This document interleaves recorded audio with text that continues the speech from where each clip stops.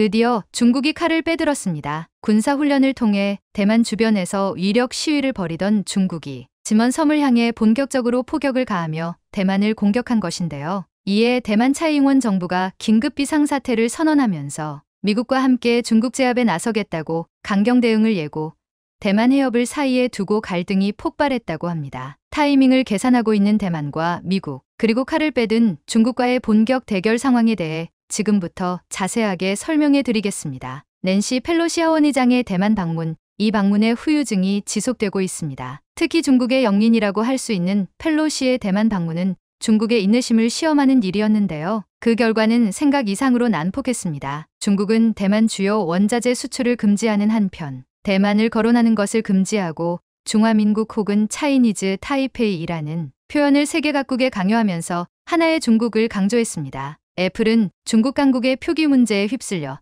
대만에서 수입하는 물품의 상당수의 타이완이 아닌 차이니즈 타이페이를 표기하기로 결정하면서 한 발 물러나야 했죠. 올가을 아이폰 연례 발매를 앞둔 상황이기에 몸을 숙인 것입니다. 이것만으로도 분을 사귀지 못했는지 중국은 군사행동까지 나섭니다. 펠로시 직전까지는 본격적인 군사행동을 피해했던 중국이지만 갑작스럽게 대한 해협 주변에서 군사훈련을 실시하겠다고 나선 것이죠. 8월 4일부터 7일까지 훈련을 하겠다고 선언한 기간을 넘겨 8일에도 실전 합동훈련을 실시한 것입니다. 블룸버그 통신에 따르면 대만을 관할하는 중국군 동부전군은 성명을 통해 대만 주변 해상과 하늘에서 실전 합동훈련을 계속 실시하고 있다고 말하며 합동반잠수함과 해상 실사격 훈련을 중점적으로 조직했다고 밝혔는데요. 여기서 이야기한 해상 실사격 훈련은 중국과 대만 사이 암묵적으로 놓여있는 해상 경계를 넘어 사격을 개시했다는 뜻입니다. 대만을 에워싼 6개 구역의 해역 및 공역에서 실사격 훈련을 실시했고 중국 공산당 기관지 인민일보는 영상을 공개하며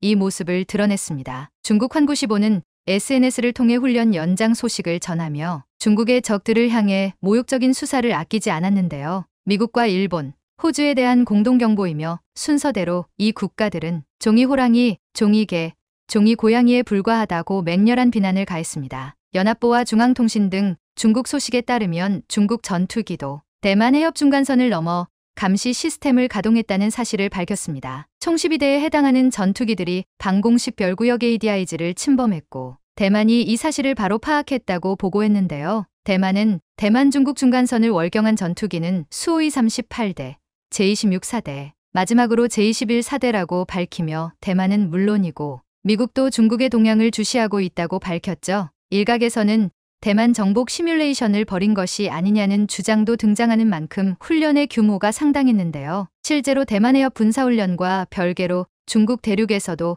군사훈련이 진행되었기 때문입니다. 중국 제73 집단군 상륙여단이 대만을 마주보는 푸젠성 남부 해역에서 해상 돌파 훈련을 실시했는데요. 지휘 능력과 병종 간 합동작전 태세를 점검하는 자리라고 밝힌 이번 훈련은 노골적인 대만 침공 시뮬레이션 자리였습니다. 적 기갑부대와 후속 병력의 합류를 막고 병력을 신속하게 상륙하는 것을 중점으로 훈련이 진행. 합동훈련에는 공군 병력도 같이 출동했다고 말하며 6해공 3군의 합동훈련이 동시에 진행되었습니다. 누가 봐도 펠로시의 행동에 대한 반발 작용이라고 할 수 있죠. 중국의 극렬한 반응을 지켜보는 대만과 미국은 침을 삼킬 수밖에 없었는데요. 그 중에서도 중국의 침공을 두려워한 곳이 있었습니다. 바로 금문도 중국어로 짐먼섬이라 불리는 곳입니다. 이곳은 중국과 매우 가까운 섬으로 중국 대륙에 위치한 샤먼시와 겨우 4km 정도밖에 떨어지지 않은 곳입니다. 원래라면 중국 영토에 속해야 하는 곳이지만 대만의 실효 지배에 놓인 곳으로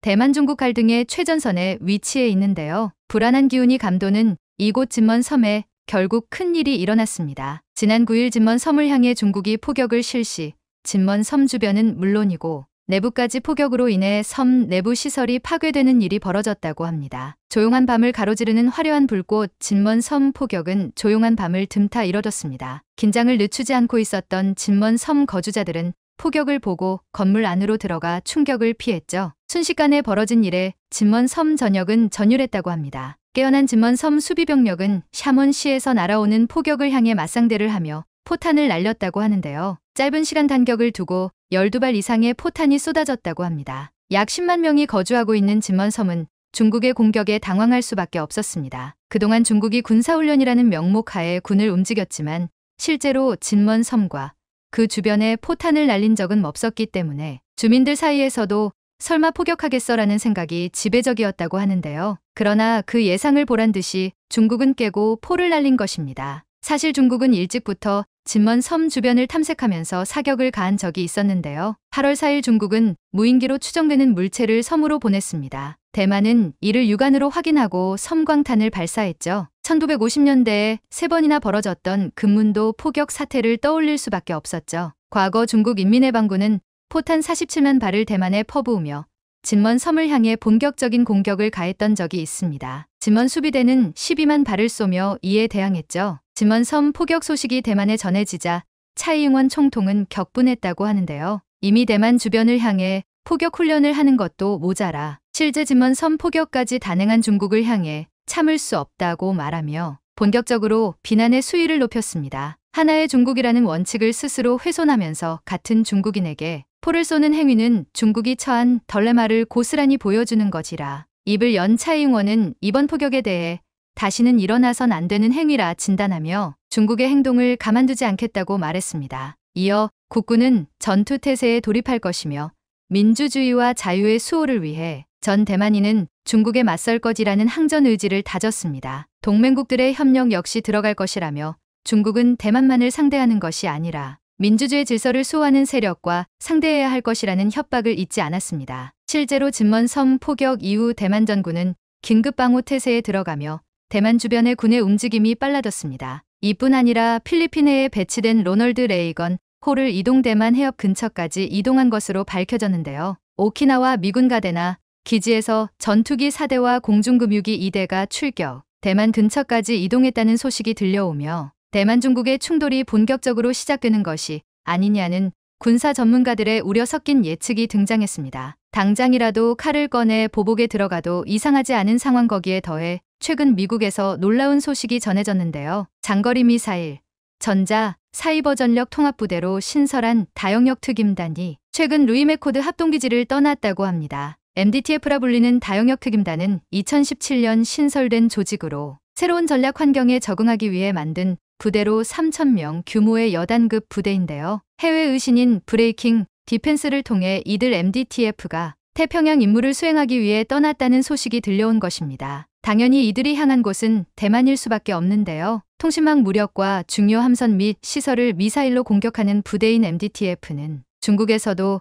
까다로운 부대라는 평가를 들을 정도로 위협적인 조직인데 이 조직이 미국 본토를 벗어난 것입니다. 미국과의 공조를 위해 대만은 현재 숨을 고르는 것으로 보이는데요. 미국 주요 부대들이 대만에 집결한다면 전쟁의 향방은 알 수 없어집니다. 먼저 칼을 빼든 중국을 치기 위해 대만과 미국은 타이밍을 기다리고 있죠. 조만간 다가올 미국-중국 본격 대결에 앞서 미국 싱크탱크 전략국제문제연구소 CSIS는 시뮬레이션을 돌려 중국과 미국의 대결에서 누가 승리할 것인지를 분석했는데요. 핵무기 사용을 배제한 재래식 전투의 결과를 봤을 때 97%의 확률로 미국의 승리로 끝난다고 바라봤습니다. 하지만 그 결과는 상처뿐인 승리라 할 수 있는데요. 미국 역시 막대한 피해를 감수해야 한다는 결론이 나온 것이죠. CSIS는 중국의 미사일이 미국 함대 상당수를 침몰하게 만들고 중국 본토에서 출격한 최신의 전투기를 막는데 미국은 많은 물자를 소모해야 한다고 바라봤죠. 여러 가지 시나리오 가운데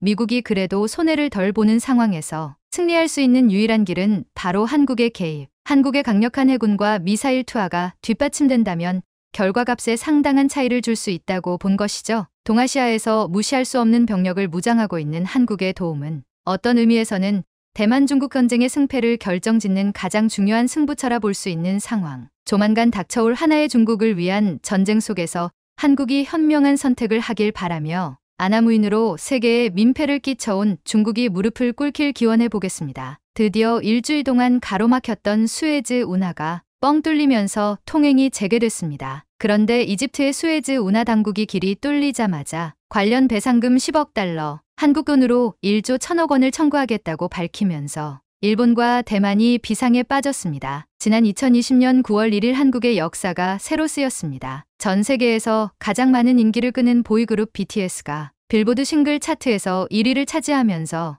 이제껏 그 어떤 한국인 가수도 해보지 못한 빌보드 싱글 차트에서 1위를 차지한 것이죠. 물론 BTS 개인적으로도 상당히 영광스럽고 그들의 팬클럽 아미에게도 행복한 날이었겠으나 한국이라는 국가에게 있어서 이는 상당히 큰 경제적 효과를 불러옵니다. 왜냐면 그들의 노래를 듣고 끝나는 것이 아니라 그들이 태어나고 자란 한국이라는 국가에 대한 호기심은 관광객을 불러오고 한국 제품의 인지도를 높여주며 한국이라는 브랜드를 더욱 탄탄하게 만들어주죠. 방탄소년단이 다이너마이트로 빌보드 1위를 차지하면서 발생되는 경제적 효과가 무려 1조 7천억 원에 이른다고 합니다. 전 세계 음악 시장의 주류로 떠오른 방탄소년단이 만들어낸 파급력 덕분에 방탄이코노미라는 신조어가 등장할 정도인데요. 직접적인 매출 규모는 2,457억 원, BTS 관련 화장품, 식료품, 의류 등 직접적인 매출 규모는 2,457억 원, BTS 관련 화장품,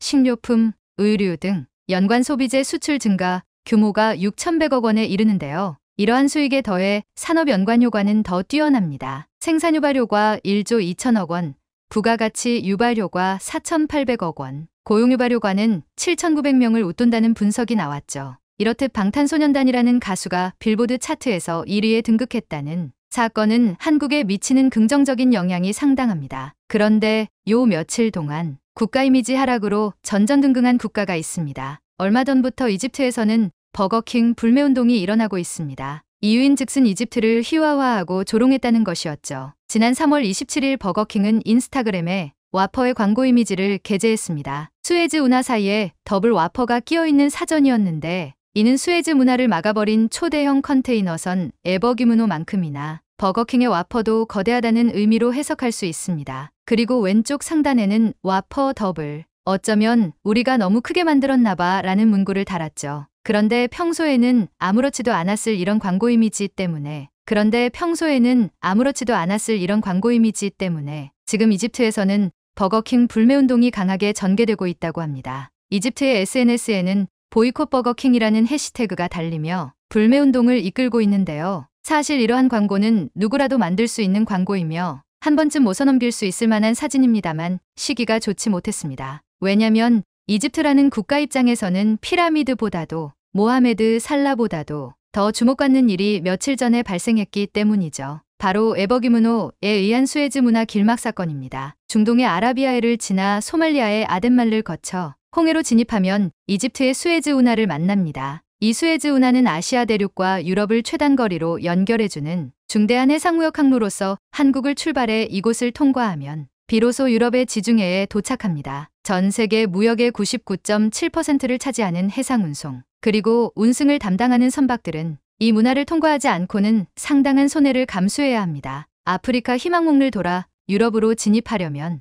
이 운하를 통과하지 않을 때보다 무려 9,000km의 추가적인 운송료를 감당해야 하니까요. 운하는 바닷물이 통과할 수 있도록 육지를 깊이 판 인공물길로 이 수에즈 운하는 1869년에 건설됐습니다. 이 운하가 건설되고 해상무역이 활발해지면서 수에즈 운하는 전 세계 교역량의 12%를 담당하게 됐고 하루 평균 50여 척의 선박이 이 좁은 길을 통과합니다. 그런데 지난 3월 23일 전 세계 해운업계와 무역업계를 바짝 긴장시키는 사건이 발생합니다. 수에즈 운하를 통과하면 에버기문호가 갑작스러운 강풍에 항로를 이탈하면서 좌초된 것이죠. 문제는 수에즈 운하의 폭이 평균 200m밖에 되지 않는 상황에서 이 컨테이너선의 뱃머리는 한쪽 끝에, 선미는 또 다른 한쪽 끝에 끼어버린 겁니다. 길이 400m에 이르는 초대형 컨테이너선이 200m 폭의 운하에 말 그대로 끼어버리자 유럽으로 진출하려는 선박도 유럽에서 빠져나오려는 선박도 전부 막혀버리면서 오도 가도 못하게 됐죠. 결과적으로 6일 후인 지난 29일에야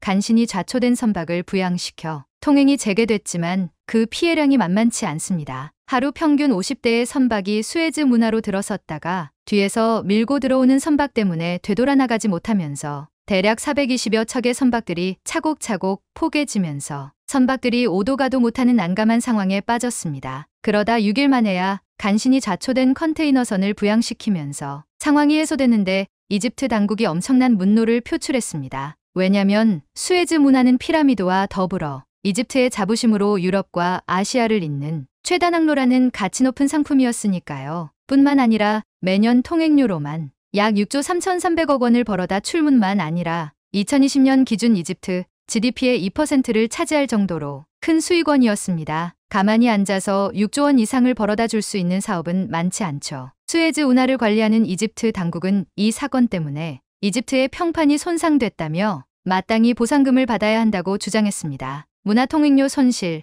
준설 및 인양 작업으로 민한 문화 파손, 장비와 인건비 등을 고려했을 때 이집트에 발생한 실질적인 피해만도 1조 3천억 원이 넘고 여기에 사고로 인한 이집트 국가 이미지 하락은 돈으로 환산할 수 없는 가치를 가집니다. 그렇다 보니 이 사고를 발생시킨 에버기브노가 예뻐 보일 리 없죠. 수에즈 문화당국은 사고 조사가 끝나고 배상금이 원만히 합의되면 소승으로 이어지면 선박과 화물은 이집트를 떠날 수 없다면서 으름장을 놓았습니다. 실제로 사고 당시 2만 TEU급 에버기브노에는 가격으로 환산하면 35억 달러 가치의 2만 개 컨테이너가 선적되어 있었죠. 여기에 적어도 1,000억 원 이상을 넘어서는 선박까지 이집트의 손에 쥐어진다면 오히려 이익이 될 수 있는데요. 이집트의 으름장에 비상에 빠진 국가는 일본과 대만입니다. 에버기브노는 특이하게도 선박 제조사는 일본의 이마바리조선, 선주는 일본의 쇼에이 기센, 선사는 대만의 에버그린, 선적 선박의 국적은 파나마입니다. 그런데 이집트의 배상금 관련 보도가 나오자마자 대만의 에버그린이 발빠르게 움직였습니다. 에버기브노는 일본의 쇼에이 기센으로부터 장기로 대여해 운용하고 있기 때문에 보상금을 우리가 납부하는 일은 없을 것이라면서 보상금 지급 주체는 에버그린이 아니라고 못 박았죠.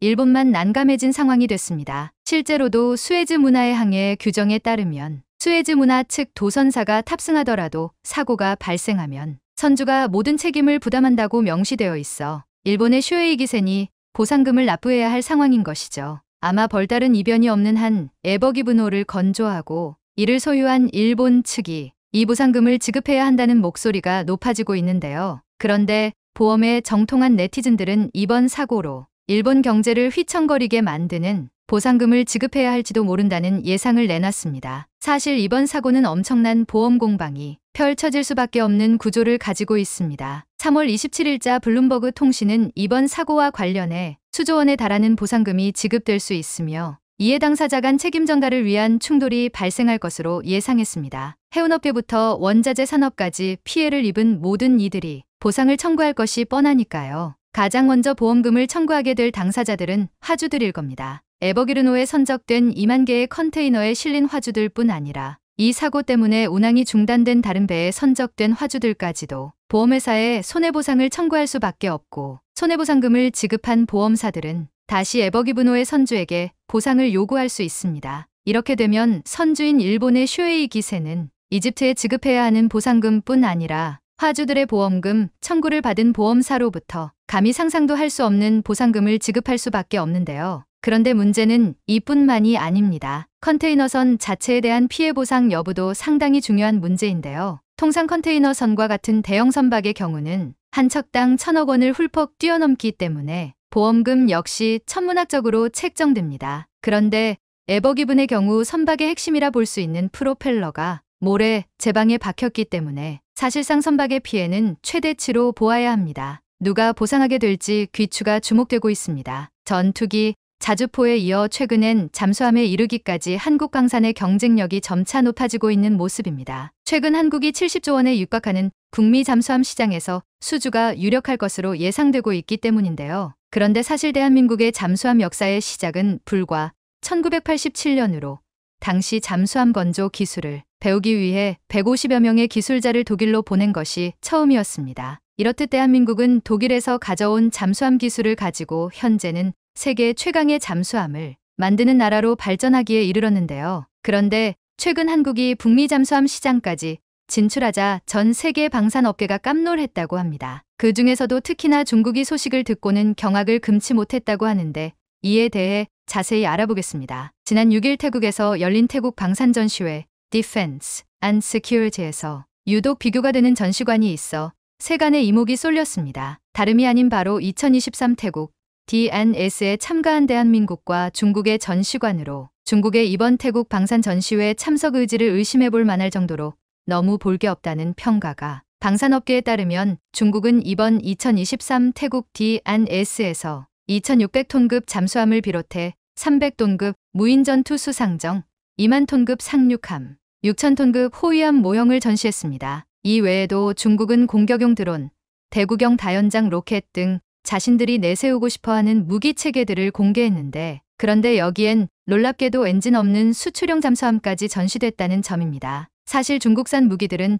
대부분 러시아나 미국 무기 체계를 물법적으로 복제하거나 해킹으로 기술을 탈취해 개발한 것들이 대부분이지만, 전 세계 방산 업계 관계자들이 대거 참석하는 방산 전시회에서조차 부끄러움 하나 없이 엔진 없는 잠수함까지 공개했다는 사실에 무척이나 놀라운데요. 더구나 이번 태국 DNS에는 전 세계 50개국 500개 업체가 참여한 가운데 남중국해 영유권 갈등으로 안보 요구가 높아진 동남아 국가들이 눈에 물을 켜고 지켜본 만큼 중국의 뻔뻔함이 어이가 없을 정도입니다. 그것도 그럴 것이 잠수함의 경우 엔진이 생명과도 같은데 엔진을 탑재하지 않은 수출용 잠수함을 전시했다니, 이것이야말로 중국만이 할 수 있는 일이라는 이야기가 전시회 현장에서 끊이지 않았다고 합니다. 반면에 이번에 국내에서 유일하게 태국 D&S 전시회에 참가한 하나오션의 부스 분위기는 같은 장소이라고 볼 수 없을 정도로 사뭇 달랐습니다. 방산업계에 따르면 이번에 하나오션은 국내 함정건조 업체로는 유일하게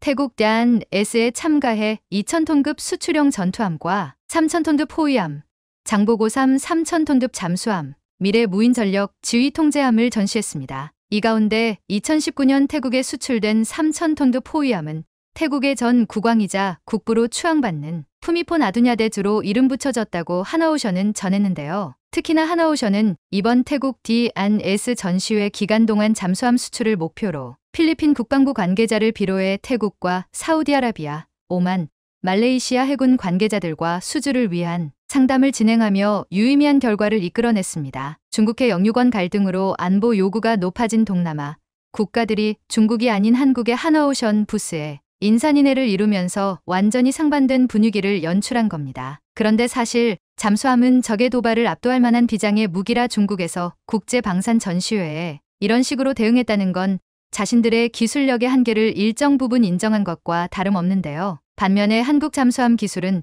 중국과는 비교할 수 없을 정도로 높은 수준에 있다는 걸 이번에 하나오션 부스를 찾은 많은 국가들의 태도를 보면 알 수 있습니다. 특히나 한국은 극소수 국가들이 철통 보안 속에 관리해온 잠수함 기술을 우리가 처음 배워서 따라잡고 이를 초월해 잠수함 명가로 일어난 만큼 이들에겐 기적의 성공 신화와도 같습니다. 실제로도 잠수함은 본질적으로 물 위를 떠다니는 수상함과 큰 기술적인 차이가 있습니다. 우선 엄청난 수압을 고르게 견디도록 골격에 해당하는 압력선체를 완벽한 원통형으로 유지해야 하고 특수재질을 사용해야 하는데, 설계 제작 과정에서 미세한 오류라도 방치했다간 심리도 못 가서 찌그러집니다. 더구나 잠수함의 목적은 관광이 아닌 전투 수행인 만큼 기능의 복잡성은 말하지 않아도 입이 아픕니다. 이렇듯 난해한 기술적인 요인들을 감안해 방산 전문가들은 잠수함을 고도지능을 가진 물고기에 비유하기도 하는데, 그런데 놀랍게도 한국의 명품 잠수함은 이미 그 수준에 근접해 있다는 평가입니다. 더구나 한국의 잠수함 기술은 뛰어난 자막 능력은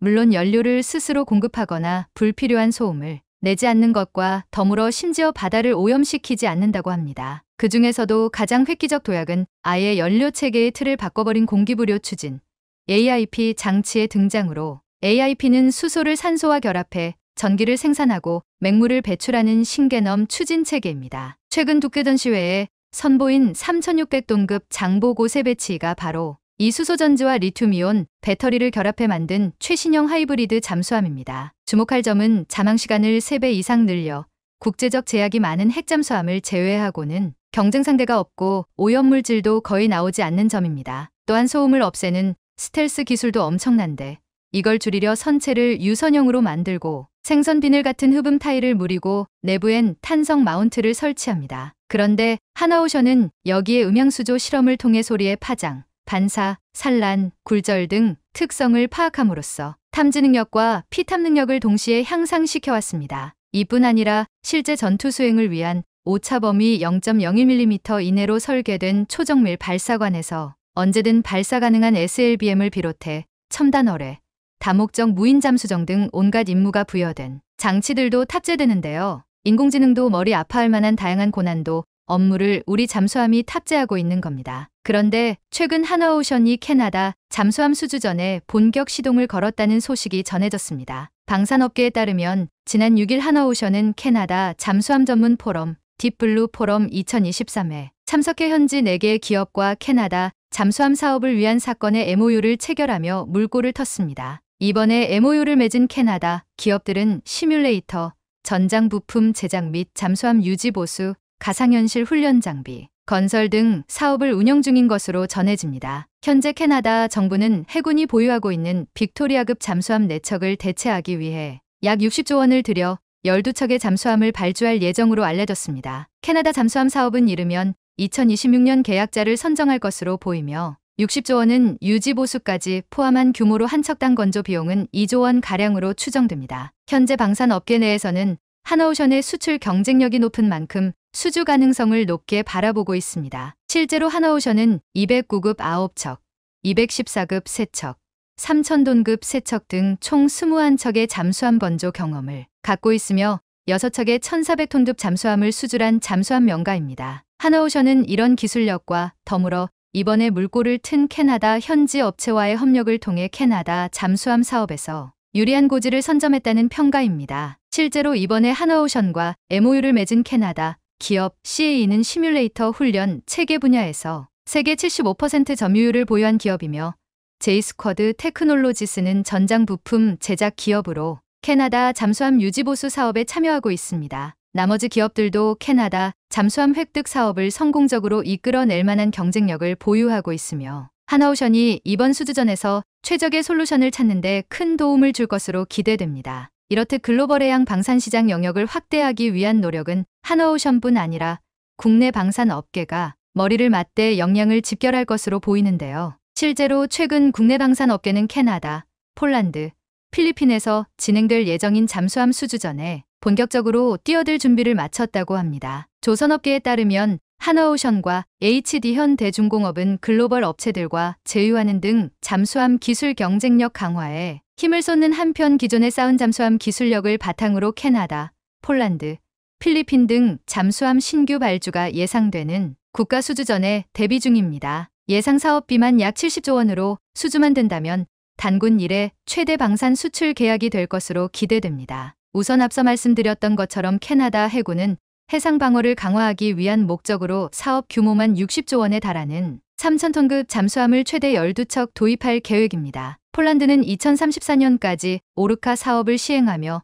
8조 원에 이르는 신형 잠수함을 4척 도입할 예정으로 HD현대중공업과 하나오션이 이미 예비 입찰 의향서를 제출한 상태입니다. 그리고 필리핀 역시 중국과 남중국해에서 영유권을 놓고 갈등이 커지자 3조 원을 투자해 잠수함 2척 도입을 추진하고 있는 중입니다. 하나오션과 HD현대중공업은 이번 수주전에서 성과를 내 기존 주력 사업인 조선과 해양 플랜트에 이어 잠수함을 새로운 성장 동력으로 육성한다는 방침인데요. 이렇듯 LNG 운반선을 중심으로 수주 호황을 맞은 국내 조선업체들이 잠수함 시장에 집중하고 있는 건 무엇보다 부가가치 때문입니다. 영국의 조선해운 시황 분석기관 클락슨 리서치에 따르면 3000톤급 잠수함 한 척 가격은 사양에 따라 최대 2조 원, 초대형 LNG 운반선 7척 값과 맞먹습니다. 또 정부 발주 사업인 만큼 경기 변동성이 적어 안정적인 매출 확보가 가능하고 꾸준한 MRO가 필요해 인도 후에도